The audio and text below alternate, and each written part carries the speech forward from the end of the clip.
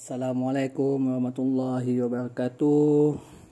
Salam sejahtera. Kembali kita ke kelas FBT, Reka Bentuk dan Teknologi tingkatan 1 di bawah tajuk lakaran. Sebelum ni awak dah belajar lakaran perspektif 2 titik yang saya ajar berpandukan kepada buku teks RBT muka surat 82 dan 83. Hari ini kita nak tunjuk sikit kegunaan lakaran perspektif 2 titik ni lah, sebab saya tengok ada beberapa orang pelajar yang mungkin masih tak berapa jelas dan juga ada masalah melakar. Okey, sebenarnya konsep dia senang saja. Saya akan cuba bawa awak untuk lakar beberapa objek yang mungkin kita boleh nampak kegunaan sebenar perspektif 2 titik ni. Okey. Sebab saya nampak ada seorang pelajar yang sebelum ni dia hantar lakaran tu dia macam lukis gambar bangunan kan. Okey, saya nak tunjuk awak lah, sebenarnya memang bukan bangunan saja, apa-apa objek pun boleh.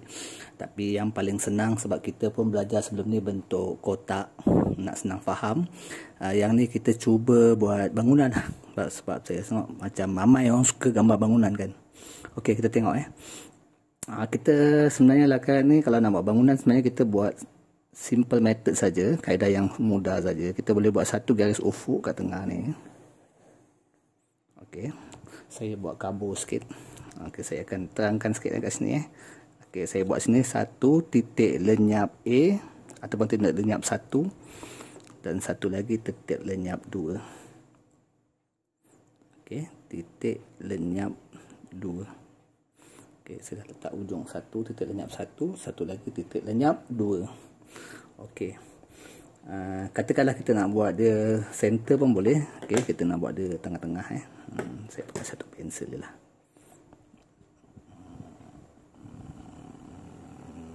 Okey, ni kita lakar je. Jangan takutlah sangat-sangat kalau kita rasa tak cantik, kita buat lagi semula lah. Okey, kita buat je sketch, tak ada masalah. Okey, saya pun bagi 2 bahagian. Okey, katalah saya nak buat objek macam bangunan yang pelajar tu lukisan. Sebenarnya kita boleh buat dalam kaedah titik lenyap tu bukan semestinya ke atas lah. Pasal awak buat ke atas kan garis ufuk awak. Macam saya letak tengah ni sebab saya nak awak lihat dari segi perspektif yang berbeza Contohnya, okey, katalah saya letak bangunan saya tinggi macam ni. Saya tandakan. Okey, tandakan ketinggian atas dengan aras bawah. So kita sambungkan. Okey, kita sambungkan. Yang ni pun kita sambungkan. Saya buatnya gelapkan sikit lah supaya awak nampak kan. Ini titik lenyap 2. Saya sambungkan. Okey, yang ni pun kita cuba sambungkan. Kita cuba tak pakai pembaris Okey. Okey, katalah kita nak buat bentuk bangunan yang kotak lah. Okey, kita buat basic dulu. Katalah saya ambil, okey. Katalah ni sebelah dinding tepi dia. Kita akan tegakkan dia. Yes. Ini sebelah kiri.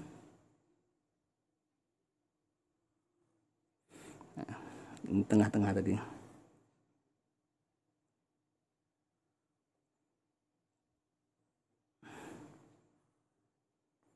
Nampak dah sekarang. Okey, kita dah ada bentuk kotak. Okey, katalah kita nak buat bangunan sebelah dia. Katakanlah bangunan ni dengan bangunan ni ada satu lorong, ada alley di sini, ada satu lorong kan. Okey, kita jarakkan sikit. Kita tinggi, buat jarak tinggi. Katalah saya nak tinggi macam ni. Katalah saya anggarkan tinggi daripada bawah sini sampai sini. Dapat je satu ketinggian, garisan tinggi. Yang ni hantar titik lenyap 2, atas ni hantar titik lenyap 1. Konsep dia sama. Yang ni saya hantar ke titik lenyap 2. Lebar bangunan katalah saya letak sampai sini. Turunkan ke bawah. So kita hitamkan. Kita legapkan dia. Yang ni kita legapkan juga. Okey, lebar bangunan, nak lebar sampai mana. Contohnya macam ni, kita dah tak perlu, boleh padam, tak ada masalah. Kalau nak padam, takut mengganggu awak punya penglihatan. Atau saya nak sampai sini lebar dia. Okay, saya turunkan lah. Okay. Dia mesti dekat atas garisan ni tau. So saya dah tarik ke sini. Yang ni saya sambung lah. Okay. Kalau yang ni nak hantar, ni pun kena hantar. Ni atas dah hantar titik lenyap, atas hantar titik lenyap, bawah hantar titik lenyap. Yang ni pun kena hantar titik lenyap. So kita hantar titik lenyap. Kita agak-agak. Okay. So kita hitamkan sini. Tak perlu sampai ni lah, pasal nanti tembus bangunan pula garisannya. See? Satu bangunan lagi. Kalau kita nak tambah lagi, boleh. Katalah kita kat sini juga. Okay, kita nak ada lorong tak antar bangunan. Mungkin jalannya boleh tembus sini ke. Okay, kita jarakkan lah. Kita jarakkan dia sikit.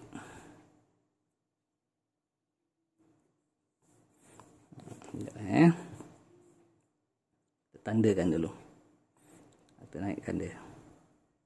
Berapa tinggi awak nak bangunan ni? Katalah saya nak tinggi ni. Okay. Dapat tinggi ni, dah buat satu garisan, tinggi bangunan dah dapat. Sama juga konsep dia, hantar ke titik lenyap 2, hantar ke titik lenyap 1. Kalau tak betul, buat lagi. Okay, katalah saya nak lebar sampai sini. Okay. Turunkan ke bawah. Tapi dia mesti dekat atas garisan ni. Garisan yang atas pergi titik lenyap ni, masih dalam line ni. See? Nak lebar sampai sini, contohnya, turunkan ke bawah.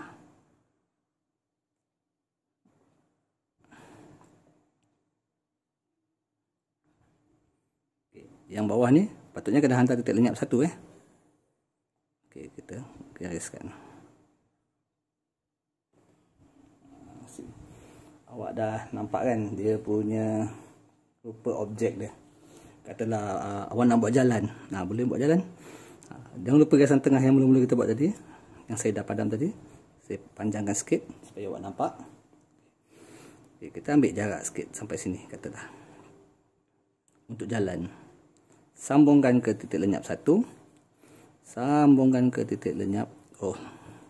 Maaf, tangan saya terlanggar tripod. Saya ingatlah dia kan.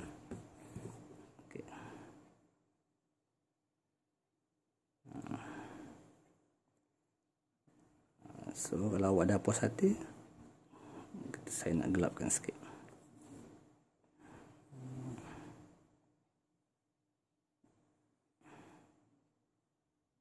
Macam tu. Katakanlah awak nak buat divider, ada pembahagi jalan. Kita agak berapa lebar dia. Katalah segitu lebar dia. Ni lebar dia ni.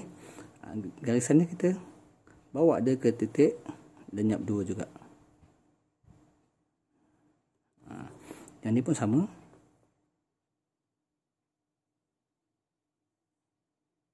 Bawa dia ke titik lenyap 1.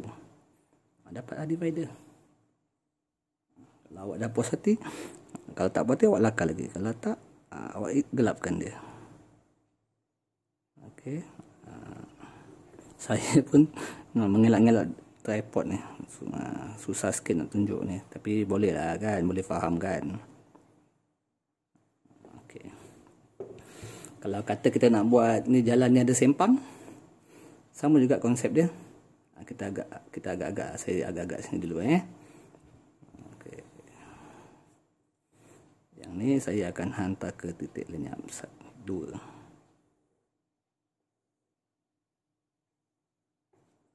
Okey. Kata saya agak sempang 4. Kalau sempang 4 kita sambung lagi. Yang ni awak sambung lagi. Panjangkan dia. Katalah saya buat sempang 4. Yang ni sambung lagi. Nampak tak? Sempang 4, 1, 2, 3, 4. Okey.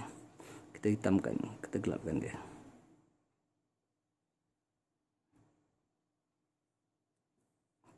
Ini saya tak pakai pembaris lah. Sebab saya nak lakar-lakar je. Kata macam idea datang, tu lakar. Tapi kalau awak nak betul-betul cantik, boleh je kain pembaris.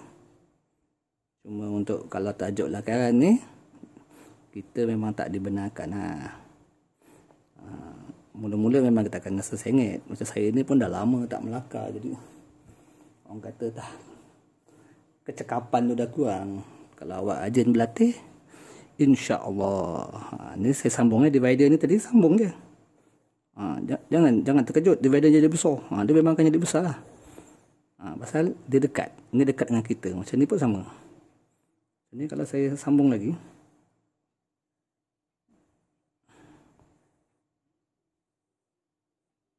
Jadi besar divider jalan ni. Okay, yang ni. Kita agak berapa lebar dia.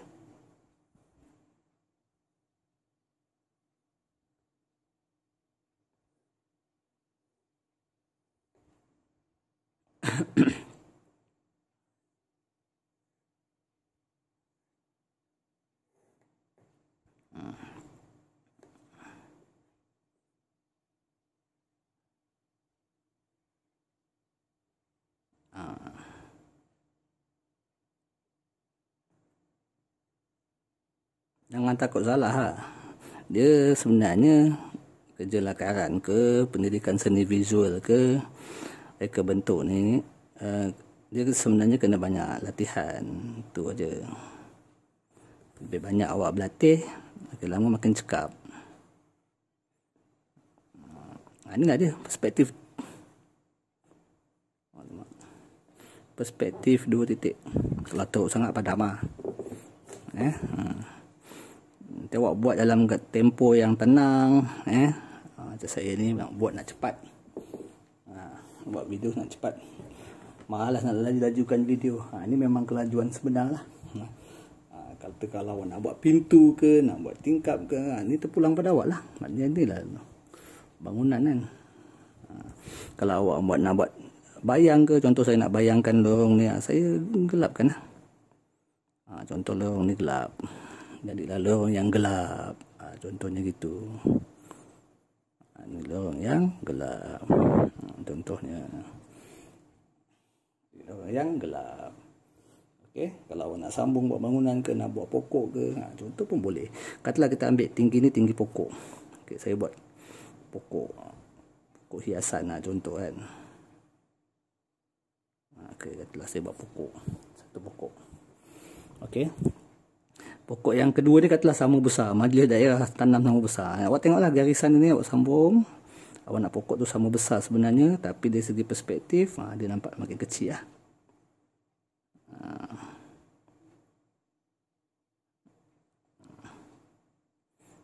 Ni pokok yang sama saiz, majlis daerah yang tanam contohnya. 1, 2, 3. Contoh nak buat tiang elektrik ke, banyak besar, kecil. Dia akan lenyap kat sebelah titik, lenyap 1, lenyap kat titik, lenyap 2. Okey, itu saja daripada saya. Awak boleh juga cuba untuk tajuk ni, perspektif 2 titik. Okey, nanti kalau kita kena buat projek ke apa ke, contoh awak nak buat beg ke, boleh guna konsep ni. Awak nampak kotak ni kan, awak boleh bayangkan kan bentuk beg ataupun bungkusan makanan. Awak boleh bayangkan tak kotak ni jadi pembungkusan makanan. Awak boleh gunakan konsep perspektif 2 titik untuk buat apa-apa saja lakaran. Tak semestinya buat lakaran bangunan saja. Kalau awak nak buat beg, awak jadikanlah benda ni beg. Pasang tali ni dah jadi beg lah kan. Jadi maknanya ikut kreativiti dan idea awak. Ini salah satu contoh saja daripada saya. Okey, itu saja. Apa-apa soalan nanti boleh utarakan dalam video yang seterusnya ataupun dalam grup WhatsApp ke, di ruangan komen ke. Okey, saya ucapkan selamat mencuba. Itu saja daripada saya. Assalamualaikum, salam sejahtera. Terima kasih kerana menonton.